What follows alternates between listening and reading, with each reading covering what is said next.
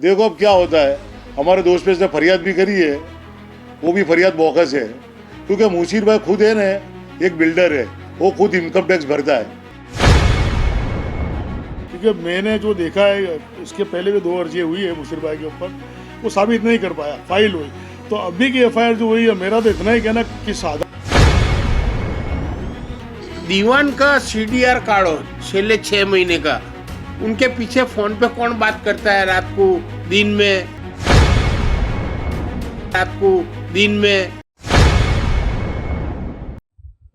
નમસ્કાર, હું છું જાવેદ સૈયદ. આપ જોઈ રહ્યા છો ન્યૂઝ ફોર ઇન્ડિયા. સ્વાગત છે ન્યૂઝ ફોર ઇન્ડિયામાં. મુશીર કુરેશી અને ડૉક્ટર વિવાન કેસ વધુ વિકળતો જાય છે.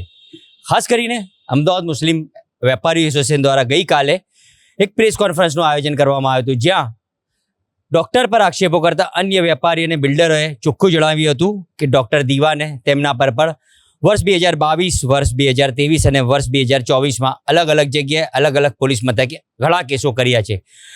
માત્ર નાના નાના બિલ્ડરો નહીં, પરંતુ શહેરના નામચીન બિલ્ડરો પર ડૉક્ટર દીવાન દ્વારા અલગ અલગ પ્રકારની અરજીઓ કરવામાં આવી છે. અરજીઓ પાછળનું માત્ર એક અને એક કારણ છે, પૈસાનો તોડ કરી પોલીસ મથકોમાં અરજી કરી, આ એની માનસિકતા છે.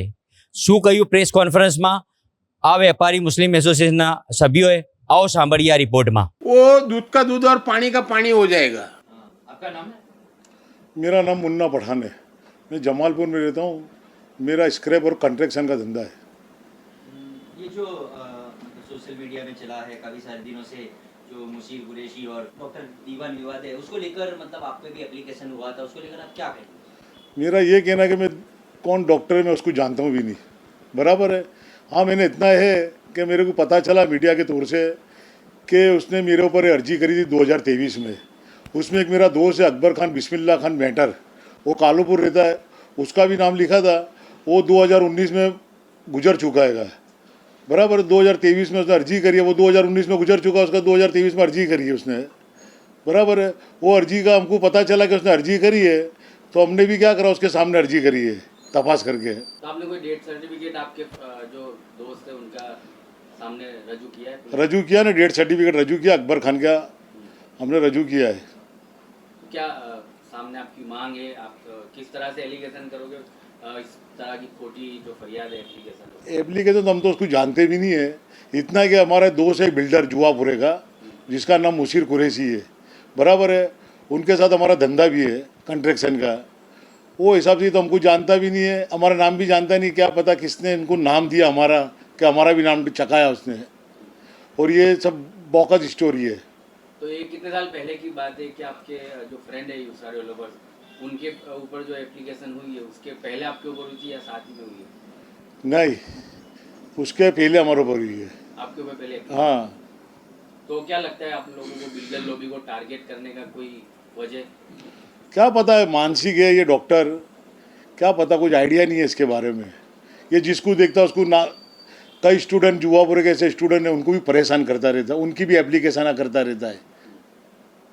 आप पे क्या एप्लीकेशन की थी और मुशीर कुरैशी पे आप लोगों पे क्या एलिगेशन लगाए थे? बस ऐसी अर्जी करी थी कि मेरे पीछे फिरते, धाक धमकी दे, पैसे मांगते। अपने तो जानते भी नहीं है उसको। अभी हमारे को 10 जने के सामने खड़ा रखे, उसमें ये मेरा नाम बता दो कि मुन्ना पठान कौन है, तो बता भी नहीं सकता कौन है। वो देखा ही नहीं है उसने हमको, हमने भी उसको नहीं देखा है। पुलिस ने डॉक्टर दीवान ने आप पे एप्लीकेशन की थी, हाँ। उस वक्त मतलब क्या हुआ था? पुलिस आपने जवाब लिखा, अरेस्ट करा, क्या हुआ था? वो अर्जी उसने करी थी, वो अर्जी दफ्तर हो चुकी है ना, पुलिस ने भी हमको बुलाया नहीं है, बराबर। दफ्तर हो चुकी। वो हमारे दोस्त ने ITI के थ्रू मांगा, तो उसमें हमारा नाम खुला, हमको पता चला कि इसने तो हमारे पे भी अर्जी करी है, हमको पुलिस ने बुलाया भी नहीं आज तक। उसने अर्जी किया तो हमने क्या करा, उसके सामने हमने भी फरियाद करी है। अभी कहाँ पे फरियाद की आपने? कहाँ पे एप्लीकेशन? हमने हमारे एरिया में गायकवाड़ हवेली में करी है। देखो अब क्या होता है, हमारे दोस्त पे इसने फरियाद भी करी है, वो भी फरियाद बोगस है, क्योंकि मुशीर भाई खुद है ना, एक बिल्डर है, वो खुद इनकम टैक्स भरता है, बराबर है। वो जितनी खंडनी उसके ऊपर लिखा रही है, उससे ज़्यादा तो इनकम टैक्स भरता है। उसके बाद गाड़ियाँ भारी भारी 50-50, 60-60 लाख रुपए की गाड़ियाँ उसके पार्किंग में पड़ी रहती है। आप लोगों का नाम क्यों लिया गया? बस हम लोग उसके बाद बैठते उठते फिरते, तो उस हिसाब से नाम लिया होगा उसने। धंधे के संबंध हमारे। बदला लेने के लिए? हाँ, वो बदला लेने के लिए। देखने जाओ तो इसकी तपास करनी चाहिए बदनाम करने कि बदनाम करता है, ये सरे से डॉक्टर है कि नहीं है, इसको डिग्री किस तरह मिली है, इसकी डिग्री के बारे में भी तपास करने पड़ेगा। ये एलिगेशन जो आप पे लगे इसको लेकर आपको लगता है कि आप पे आरोप गलत है, तो आप बदनक्सी या एप्लीकेशन बदनक्सी का दावा वगैरह करेंगे? करेंगे, देखेंगे आगे क्या है, चर्चा करेंगे, देखेंगे आगे क्या होता है। करने तो पड़ेगा, वकीलों से चर्चा कर रहे ले कि इसके आगे क्या करना है। इसके लिए हम हमारे दोस्त मुशीर भाई भी हाई कोर्ट गए हुए हैं, क्या रिजल्ट आता है उसके बाद हमारा आगे सुप्रीम जाने की भी तैयारी है। इस बीच पुलिस कार्रवाई को आप कैसे देख रहे होंगे, जहां पर पीड़ित लोगों की कई जगह पर एफआईआर ली नहीं जाती है, एप्लीकेशन नहीं ली जाती है, और दूसरी जगह पर मरहूम इनके नाम पर एप्लीकेशन और एफआईआर ली जाती है? पुलिस को तो पता नहीं है ना कि कौन मर गया है। 2019 में मर गया, पुलिस को पता नहीं, वो जाके अर्जी लिखाता है तो पुलिस का तो काम है, लिखने का काम है, पुलिस तो जानती ही नहीं है। इस तरह मुस्लिम बिल्डर को टारगेट करना, आप जैसे बिल्डर हो, मुसीर कुरैशी बिल्डर है, उसको लेकर आप एक मतलब ओपिनियन रखते होगे, तो उसको लेकर क्या कहेंगे? मुस्लिम को टारगेट करता है, बिल्डर को, पैसे वाले को तोड़ करता है। क्या पता है इसका दिमाग किस तरह का कुछ चल रहा है, पता ही नहीं चल रहा है। वो जिसको देखता है, उनके घर के आगे से भी कोई निकलता है तो उसके भी एप्लीकेशन करता है, अर्जी करता है, कईयों पे फरियाद कर देता है। ऐसे जुआपुरे में कई जने छेले, पुलिस भी थक गई है। आप लोगों पे क्या आरोप लगाया है? बस हमारे पे आरोप ऐसा लगा कि ये लोग, मेरे को कोई आरोप क्या पता, उसने अर्जी करी हमारे पे भाई, लेने देने भी गए। लेने देने भी करके अर्जी करी है कि हम मुशीर भाई कुरैशी फिरते, वो हिसाब से अर्जी करी हमारे पे, धंधा की हमारा धंधा के संबंध है, वो हिसाब से अर्जी करी है उसने। मेरा नाम यासीन मंदोसरवाला है। मैं सामाजिक आगेवान हूँ, तो कांग्रेस पार्टी से मेरा ताल्लुकात है। सर, मुसीर भाई मुन्ना भाई पे जो एफआईआर हुई है, क्या कहेंगे? क्या हम लोग बिजनेस में जुड़े हुए एक साथ में, मुन्ना भाई है, मैं हूँ, मुशीर भाई के साथ हमारा बिजनेस के ताल्लुकात है। एफआईआर के बारे में क्या कहेंगे? एफआईआर के बारे में जो मैंने स्टडी किया है और जो मेरा नॉलेज है, जहाँ तक मेरी जानकारी है, उसके अंदर एक भी बात डॉक्टर मैं चैलेंज से कहता हूँ साबित नहीं कर पाएगा। और ये तपास तो पुलिस को देखना चाहिए, एफआईआर लेने से पहले सोचना चाहिए कि भाई इसके बाद कोई एविडेंस है, किस आधार के ऊपर वो एफआईआर लॉन्च कर रहे हैं। अगर एफआईआर लॉन्च किए तो उसके बाद का उसका हमने ऊपर लेवल पे भी इंक्वायरी के लिए बताया कि भाई अच्छी एजेंसी को दो। हम ऐसा नहीं कहते पुलिस पे यकीन पूरा है, कानून व्यवस्था पे पूरा यकीन है, लेकिन सवाल एक बात होता है कि जितनी फरियाद में जितना आक्षेप उसने करे वो एक तो साबित करके दिखा दे। सोसाइटी के लोग तो कह रहे हैं कि उनके भाई रिटायर्ड डीवाईएसपी और एक पीआई है, पुलिस का हो सकता है उनके आधार पे भी एफआईआर लेती हो पुलिस। नहीं, ऐसा कुछ होगा कि नहीं होगा वो मैं नहीं बता सकता हूँ, लेकिन इतना ज़रूर कहता हूँ किसी प्रेशर में एफआईआर हुई है, क्योंकि मैंने जो देखा है इसके पहले भी 2 अर्जियाँ हुई है मुशीर भाई के ऊपर, वो साबित नहीं कर पाया, फाइल हुई।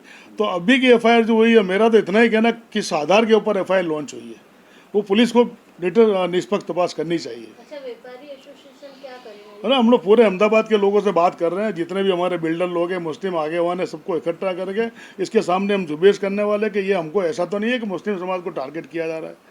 उसके ऊपर पूरी तपास होगी तो पता चल जाएगा कि इसके पीछे कौन काम कर रहा है, किसका भेजा काम। मुस्लिमों की टांग खींचने का हम मुस्लिम आगेवानों को इकट्ठा करेंगे, व्यापारियों को इकट्ठा करेंगे और बताएंगे समाज को कि भाई ये बात है। अगर तो ऊपर लेवल में बात करनी चाहिए कि एफआईआर के बारे में आप पूरी तटस्थ तपास कर लो, और इनकम टैक्स के बारे में उनकी फाइल उठा के देख लेगा अगर कोई ऑफिसर देखना चाहता है तो उसको मालूम पड़ जाएगा कि भाई ये बात में आक्षेप कितना सही है।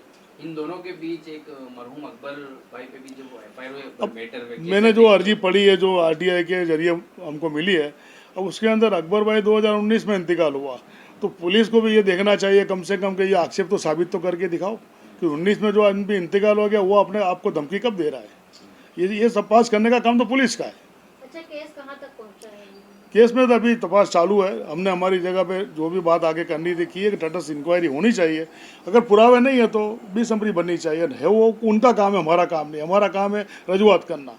आपका बिल्डर डेलीगेशन या व्यापारी डेलीगेशन उच्च अधिकारी को मिलना कुछ विचारधारा आपकी मिलने की कि विचारधारा में हमारी विचारधारा ये है कि हम लोग सोच रहे हैं कि अगर सबकी राय होगी, आम राय होगी, तो हम सीएम को भी मिलेंगे, बताएंगे कि ऐसे नुकसानग्रस्त लोगों को तुम्हारा कम से कम समाज को एक दाखला बिठाओ और ऐसे लोगों को ठिकाने लगाओ। तो पुलिस को भी सबक सिखाया, पुलिस के सबक के बारे में हम नहीं बोल सकते, क्योंकि हम ये चाहते हैं कि कम से कम न्याय हमको मिलना चाहिए बस। क्या वो दीवान मेंटली डिस्टर्ब है, ऐसा लोग कह रहे हैं। ऐसा लोग कह रहे हैं, हम तो ये कह रहे हैं कि हम तो मेडिकल काउंसिल में भी जाने वाले हैं कि इसको कैसे सर्टिफिकेट मिला है, ये MBBS कैसे हुआ है कि नहीं हुआ है, इसके पीछे कोई एविडेंस में मतलब सच्चाई है नहीं है, वो हम उसकी इंक्वायरी करवाने वाले हैं। बदनक्षी का दावा करेंगे। उसके बाद की बात है, वो स्टेज कब आएगा जब पूरी तरीके से पुलिस को संतुष्ट करा देंगे हम लोग कि भाई ये FIR हमारी गलत, उसके बाद में हम गलत स्टेप हमारा वही होगा, बदनक्षी का दावा। जितने भी मतलब पैटर्न आप जिसकी तरफ से जो अर्जी हुई है, जो फरियादा हुई है, वो एक ही पैटर्न है, वो पैसा ही मांगता हो सबके पास। तो हो सकता है डायरेक्ट अभी तक तो हमें और बार नहीं मांगा, लेकिन इरादा ऐसा है उसका, ऐसा हमको लगता है। क्या चाहते हैं आप? चाहते हैं पूरी तरह तटस्थ न्याय होना चाहिए, न्याय मिलना चाहिए, नहीं तो समाज के ऊपर बहुत बुरा असर आने वाला है। मेरा नाम रफीक भाई छिपा है और जमीनों का दलाली का कामकाज है मेरा। जी, मुन्ना भाई से क्या ताल्लुकात है आपको? मुन्ना भाई मेरे फ्रेंड है और धंधा किए संबंध है। जो इनके ऊपर आरोप लगा है उसको किस तरीके से देखते हैं?